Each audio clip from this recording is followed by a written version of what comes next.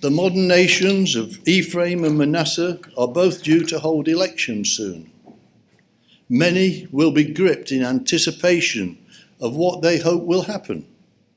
Others have a real foreboding of what this will mean for their country. The remainder will probably let it all pass by for a number of reasons. So the title of this split sermon today is Elections Ahead. In the USA, the 2024 US presidential election will be the 60th and is scheduled for Tuesday, November the 5th. The winner of this election is scheduled to be inaugurated on January the 20th, 2025. Now, one comment in one of our weekly updates in March this year about the US election said this: their rematch, Messrs. Biden and Trump, will almost certainly deepen the nation's searing political and cultural divides over the eight-month grind that lies ahead. In the UK, the date of the election is unknown, but will probably be about November this year. It certainly has to take place before early January next year. So not long to go there. We will see politicians of all persuasions campaigning for office, trying to get the attention of voters and their votes, and that will continue right up to election day. Just look at any candidate, and I do mean any candidate standing in any constituency or state for any party, at any election, at any time, and in any country. We must ask ourselves these questions. 1, do they denounce the evils in society? Do they even know what they are? Are they, for example, opposed to abortion? Will they pursue the goal of eliminating blasphemy in our society? Will they uphold the sanctity of marriage? Will they, and you can make a list as long as your arm, and you'll come up with so much to choose from. And we all know that the answers to that is that the politicians are not bothered on those things that really do matter. Because there's not one candidate anywhere standing on a godly agenda. Just a little bit of British humour to start with. One humorist said that he had worked out what the J stood for in Donald J. Trump. And he'd come to the conclusion that the J stood for genius. And to balance the matter out, another person said about the leader of the British Labour Party, who delights in the name of Keir Starmer, that if they were successful at the polls, and it looks likely, it will be Starmageddon. Whilst I'll be mentioning the UK and the USA elections today in this split sermon, today the overall content applies to elections in any part of the world. So I want to cover a number of areas. Firstly, the question of voting itself. Voting itself. It can be tempting when there is an important issue to say that we would like to cast a vote in favour of a very important principle or issue. But it is a temptation that we must totally resist. In our booklet, Should You Fight in War?, we can read these comments on page 77. Mr. Link writes, in addition, when one votes for a particular political candidate, one votes for the totality of the person. Some have argued that one needs to vote for candidate X rather than candidate Z, or Z, as constituting the lesser evil. Following that kind of reasoning, one would still vote for an evil, which a Christian could not do. Somebody might want to vote for candidate X, as that candidate might reject abortion. However, the same candidate might, on the other hand, support the tobacco industry or the pollution of the environment. A Christian could not support such a candidate. He might be right on one issue, but would be wrong on many others. In addition, as stated above, every candidate would support his right as the future president or leader of his nation to declare war on another nation. Another reason why a Christian should not vote in governmental elections is the truth that this is Satan's world. It is Satan, with the permission of God, who places candidates into governmental office. If we were to vote, we might involve ourselves quite directly in Satan's system. End of the quote from that particular booklet. If you'll turn to Hosea 8 verse 4, where we can read a telling piece of scripture.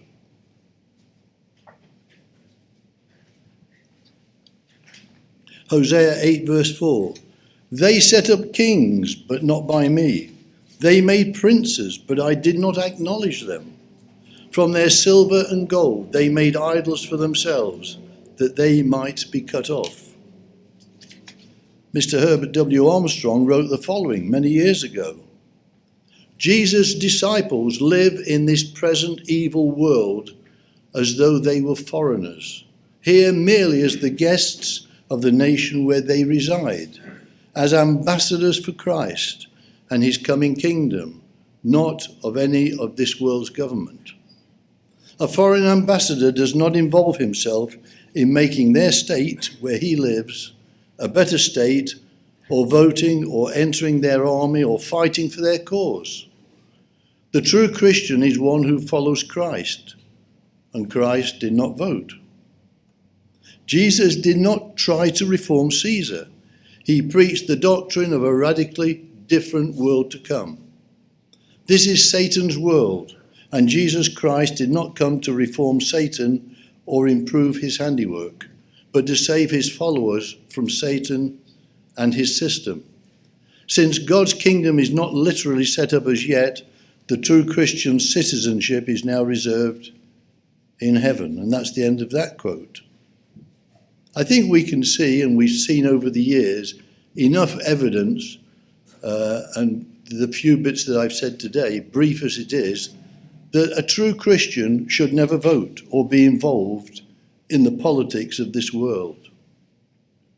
The second point is, I want to look at the fact that we are ambassadors for Christ and look at the role of an ambassador.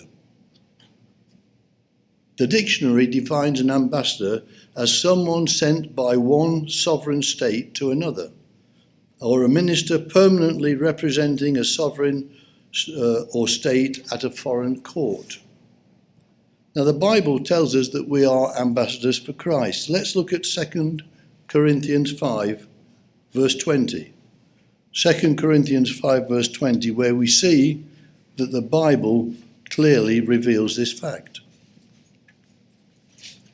2 Corinthians 5, verse 20. Now then, we are ambassadors for Christ, as though God were pleading through us. We implore you on Christ's behalf, be reconciled to God. So let me give you very quickly 3 aspects of being an ambassador and how we can relate to this. A, an ambassador lives in a foreign land. For example, the American ambassador in Britain lives in the UK, but is a foreigner as far as his nationality goes. And the British ambassador in the USA lives over here in the States, but is also a foreigner as far as his nationality goes. Likewise, you and I, as true Christians, we live in this world but are strangers and pilgrims on this earth. We also live in a foreign land. Let us look at Hebrews 11. Hebrews 11 verses 13 to 16, which is subheaded, The Heavenly Hope for Those Followers of God Millennia Ago. Hebrews 11 verse 13. These all died in faith, not having received the promises, but having seen them afar off, were assured of them, embraced them, and confessed that they were strangers and pilgrims on the earth. Verse 14. For those who say such things declare plainly that they seek a homeland. And truly, if they had been called, called to mind that country from which they had come out, they would have had opportunity to return. But now they desire a better, that is, a heavenly country. Therefore God is not ashamed to be called their God, for he has prepared a city for them. This clearly shows that we live in a foreign land too. We are here but for a short space of time, but we represent God and his way of life. B, an ambassador is trained for his position. An ambassador is trained for his position. And we are the same. Since our calling, we have been in a continual training program. We are admonished to pray and to study. Praying is getting to know the great creator God of the universe and developing the mind of Christ. We study daily, or we should do. And over the years, the church has given us many valuable aids to know more and understand better God's word. In his word, he gives us clear instructions on how to live our life. For example, the Sermon on the Mount clearly teaches us principles that will help us to live better and more productive lives. Galatians 5 expounds the fruits of the Spirit and the wrong ways which we should avoid, namely the works of the flesh. And Proverbs is a storehouse of wisdom, and so on. Wherever we look in the Bible, we will find truth, insight, and understanding, all part of our training and enabling us to take advantage of godly wisdom. And C, an ambassador is always under scrutiny. What impression do they give? When applied to ourselves, what impression do we give? An ambassador cannot let his personal feelings enter a discussion. Likewise, we, ambassadors of the great God, need to be careful that what we say truly represents God. The precedent was set by our elder brother Jesus Christ, who said in John 14 verse 10, if you'll turn there, John 14 verse 10, this is what Jesus said at that time. John 14 verse 10, do you not believe that I am in the Father and the Father in me? The words that I speak to you, I do not speak on my own authority, but the Father who dwells in me does the works. An ambassador functions as a servant, faithfully representing his country. He is on show. He is under scrutiny. He is in the spotlight. We are the same.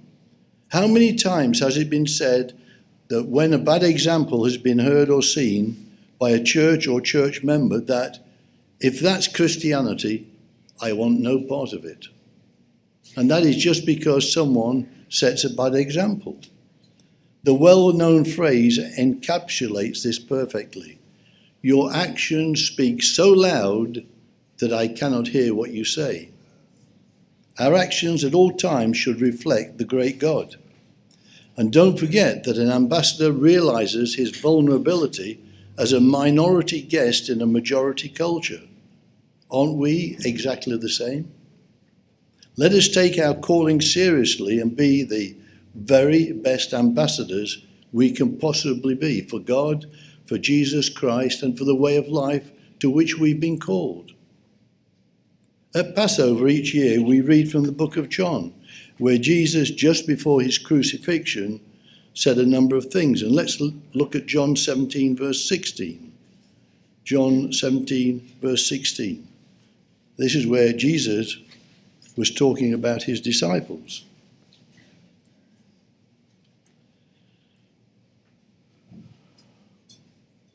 John 17, verse 16. They are not of the world, just as I am not of the world. We have to live in the world, but we are not to be part of it. Its ways, its customs, what it does. And so, having put in place some of the reasons why we should not vote, we must not vote, and what the role of an ambassador is, let me move on to the third point, and that is, I want to look at some of the issues that are always part of the political debate. And remember, I'm talking about what's coming up in the next few months here in the USA and the UK in terms of the politicians on the stump just going around trying to garner votes. Each party will raise the issues that set them up in the best possible light. And those issues that seem to come to the fore are the cost of living, education, the economy, law and order, immigration, global warming, and green issues. So let's just very, very quickly, briefly look at those situations. The first one is the cost of living crisis. Now, we know that things weren't going too well before the coronavirus hit at the start of 2020. And we all know what happened around the world at that time. Countries were closed for quite a while, and companies couldn't function properly, and many went out of business. In the UK and elsewhere, much of the population were paid to stay at home at great cost to the government. After governmental handouts finished and employees had to go back to work, many balked at the idea, and they said, no, we don't want to go back to work. Keep paying us our 80% for doing nothing. And it was difficult for many employees to get the employers to get their employees back. Getting them back into the workplace has been a major problem. In order to do this, wages rose and inflation increased. Problem after problem after problem. Again, man thought that he had the answers, but the fallout from this period of time has cost billions upon billions of pounds and dollars.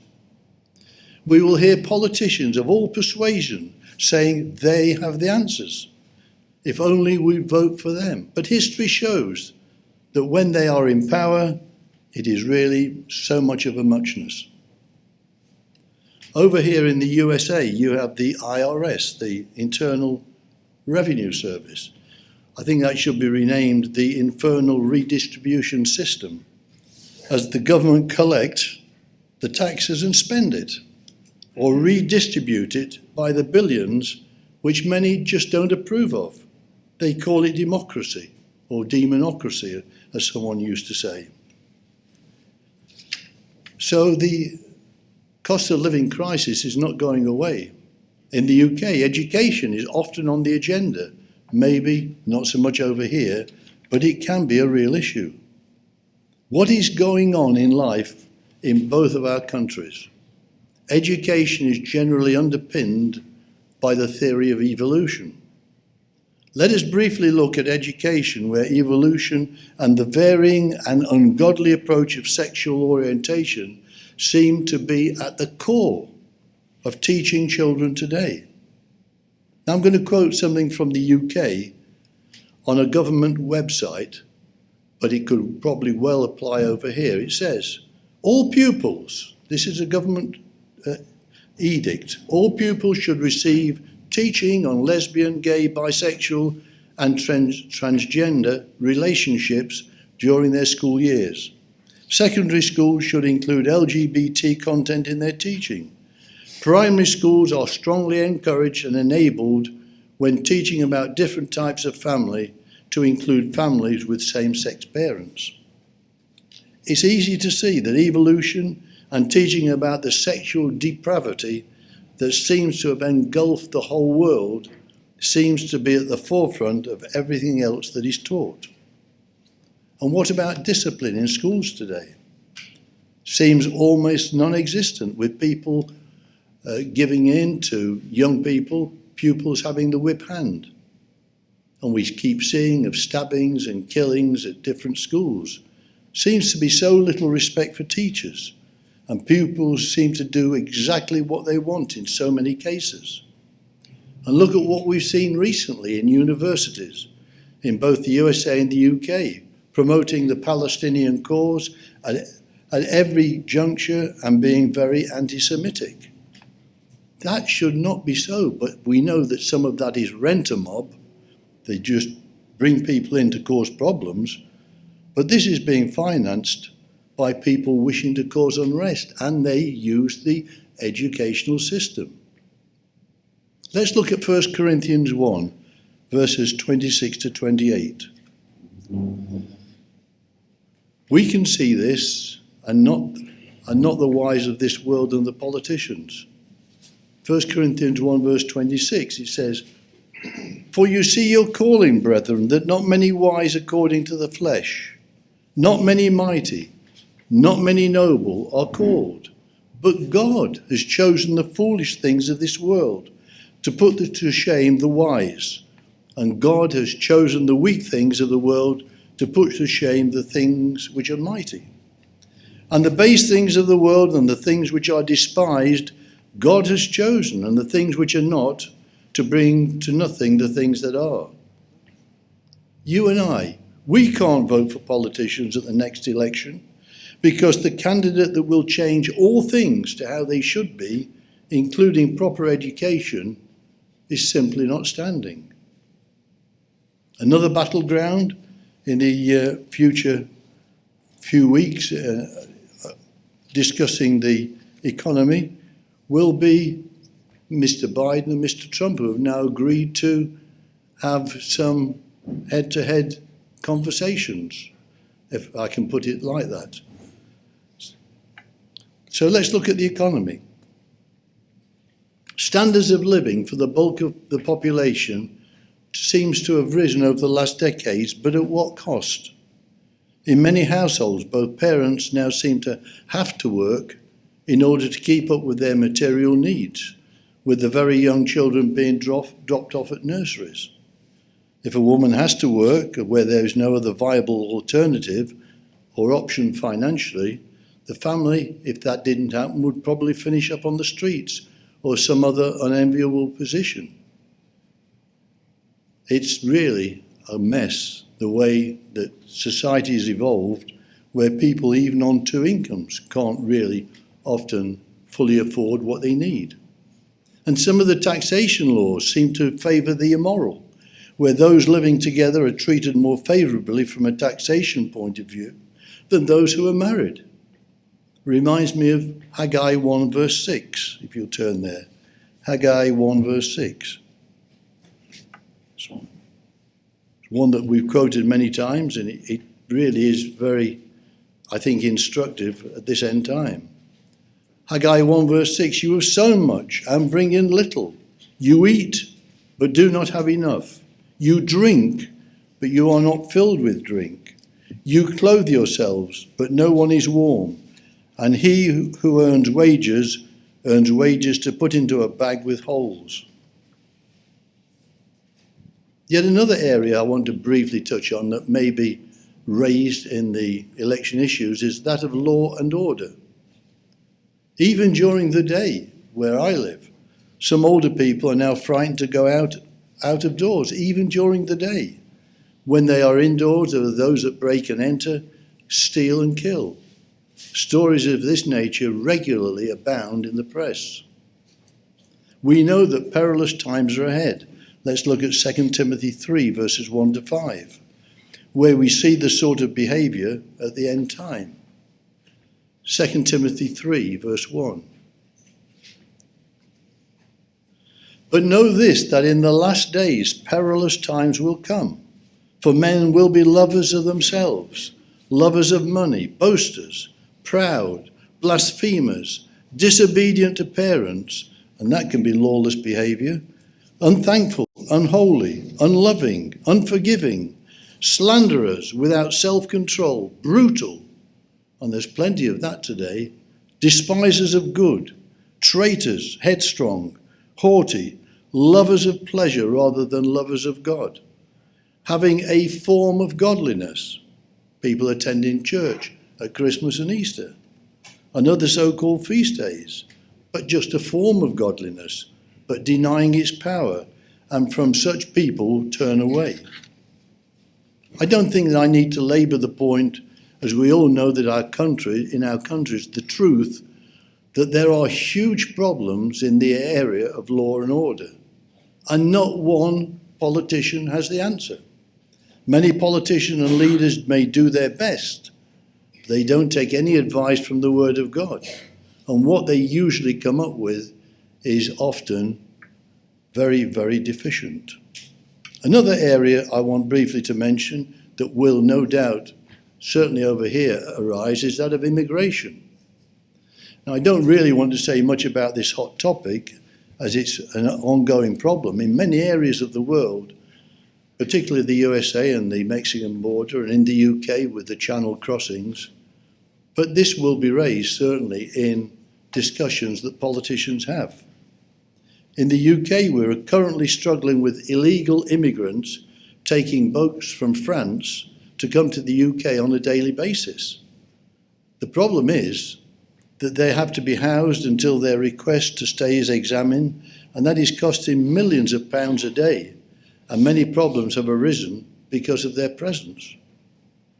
Also, many lives are lost when they die through some drowning because of overcrowded on inadequate boats. It's a terrible situation. In the USA, the Mexican border has been an ongoing problem with so many wanting to enter the USA. The problem is that man doesn't have the wit, the wisdom, the courage to solve this seemingly intractable problem. All of this will change when Jesus Christ sets things in order at his return. But until then, man will continue to have the problems with this issue. And then there is the matter of global warming and green issues. There are always two sides to every story, but those who will raise all these issues don't realise that whilst we must do everything we can to live in a clean and unpolluted world, it will all change at the return of Jesus Christ anyway. Whilst this is a serious issue, it does seem to have become almost a religion to some people. Let's look at Genesis 2, verse 15, a very simple verse that was given by God right at the start of civilization. Genesis 2, verse 15. Then the Lord God took the man and put him in the Garden of Eden to tend and to keep it. And so God gave perfectly clear instructions to man through Adam to look after that to which he has been given, that we should take that care of that seriously. However, history tells us that that's not been done, and a new type of religion has emerged where the all-important issue to so many is the preservation of the planet, not knowing that Jesus Christ will have to return to save mankind from blowing himself off the planet. And only then will this matter finally be resolved once and for all. Now that's the message that really needs to be heard. But it won't be heard at these elections because the spiritual is never mentioned. Number 4, I want to look at a couple of the moral issues that will not get debated. These are issues that will not be debated either in the UK or the USA, and I would say at any other election around the world. Unfortunately, politicians of all persuasions seem to be convinced that they need to just address the material and physical, and perhaps the vast majority of the population would agree with that and actually expect that as an approach when an election comes. But we know that there is a moral and an ethical dimension that we understand and the world does not. I just want to cover 2 areas, and it is doubtful if any of these will be mentioned even in passing. The first area, that is the curse on our society, is the murder of the unborn, and we've been through this so many times, taken lightly by the majority of the inhabitants of this land and where I live, but not by God. Most of the politicians never seem to take the biblical line because probably they don't understand it or have little or no interest, and it certainly wouldn't win a lot of votes.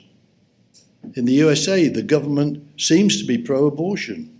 Pretty much all of the political parties in the UK are in favour of abortion, and we have proved on many occasions how wrong this is. And then, of course, the next one is that of sexual orientation. This is a revolution that our leaders have just allowed to happen.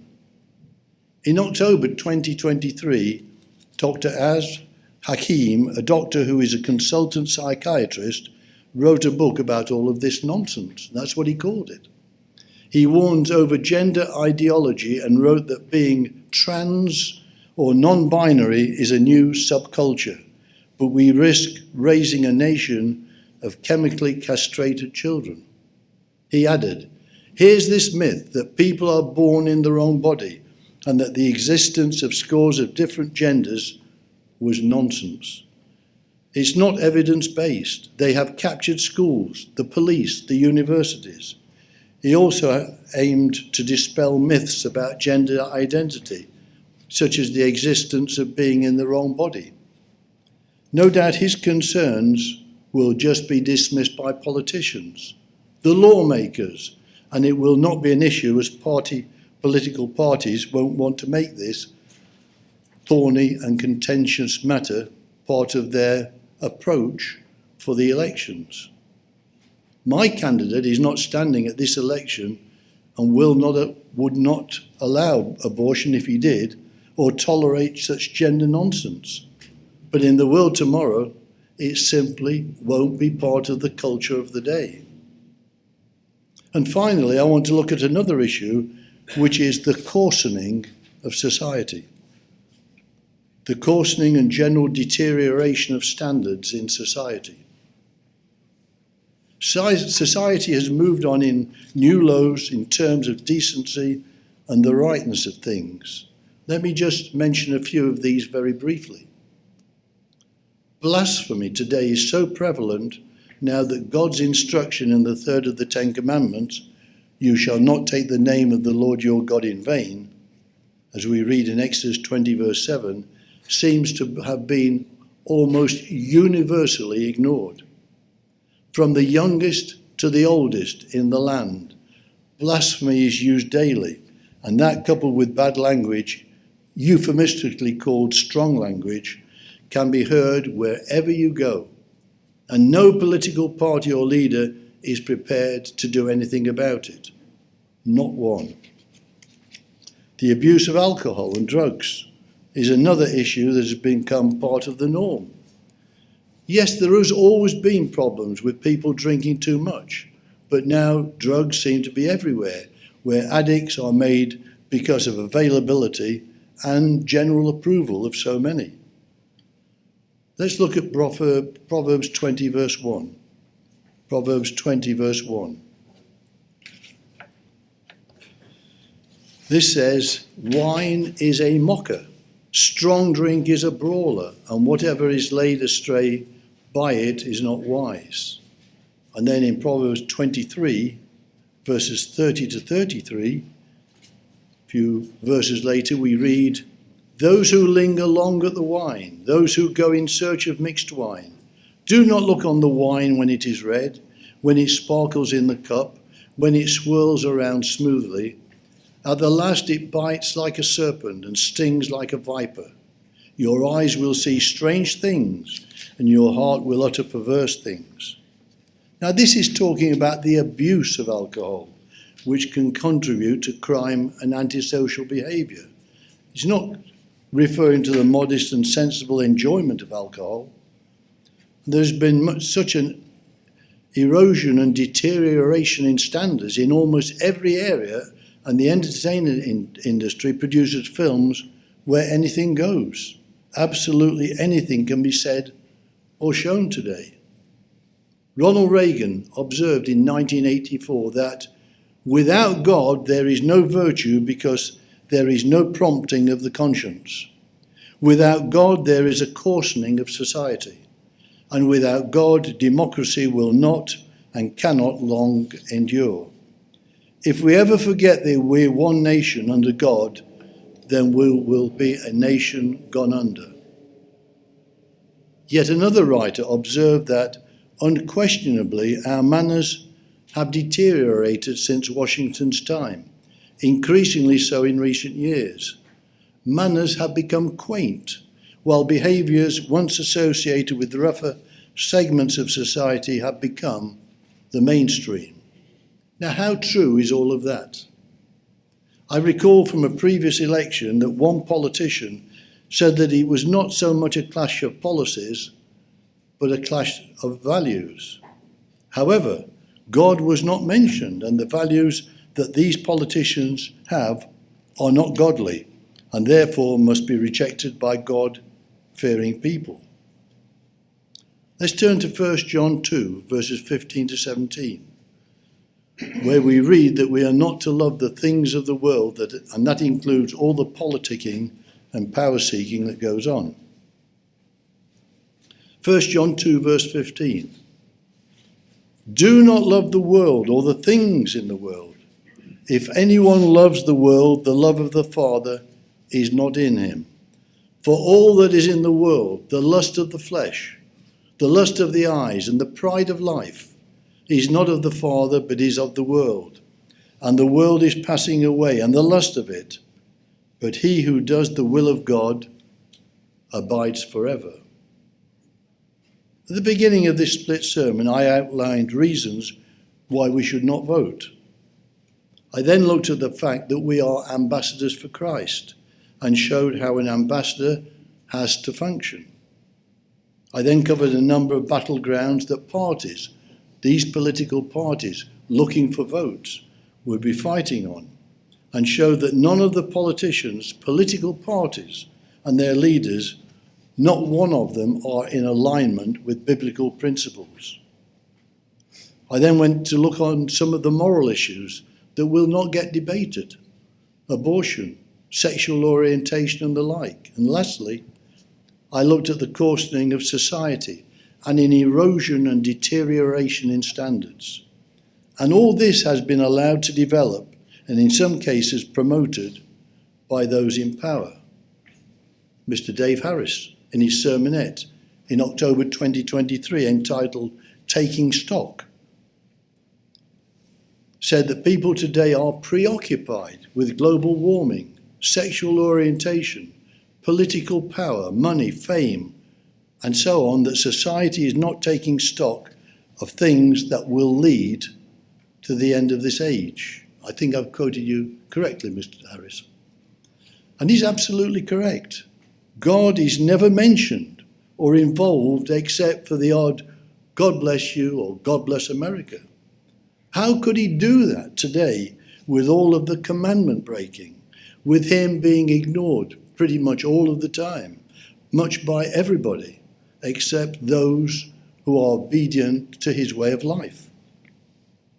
Whatever issues finally take centre stage, they will be discussed, debated and argued about, and there will be little, if any, consensus with parties and politicians having divergent views. And we know who is the author of confusion, and it's not God. One final thought.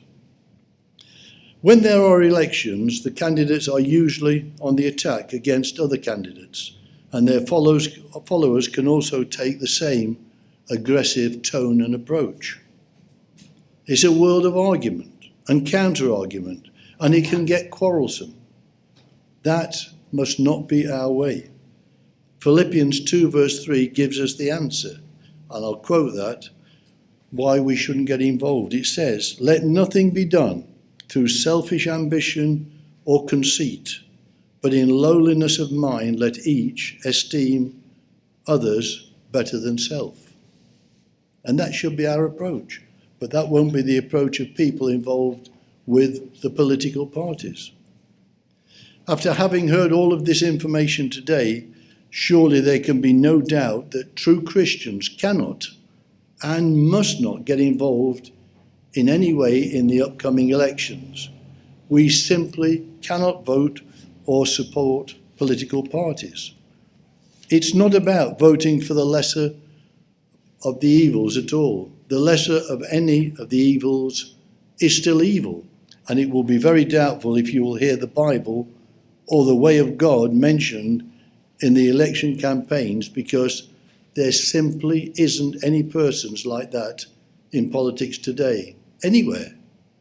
God will allow to get into power those who will allow his purpose to be fulfilled. You see, I cannot vote because my candidate is not standing.